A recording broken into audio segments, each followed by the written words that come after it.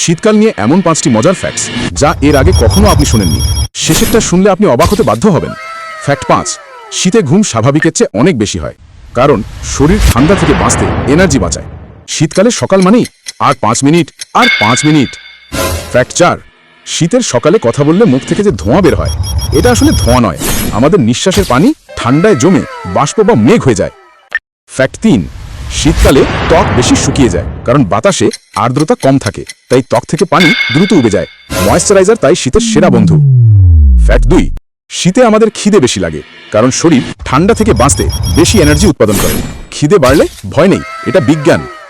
Fact 1 এবং সবচেয়ে অবাক করার মতো বিষয়, শীতকালে আমাদের মুড শান্ত হয়ে যায়, কম আলো, বেশি মেলাটোনিন, মানুষ হয় আরামপ্রিয় ও শান্ত।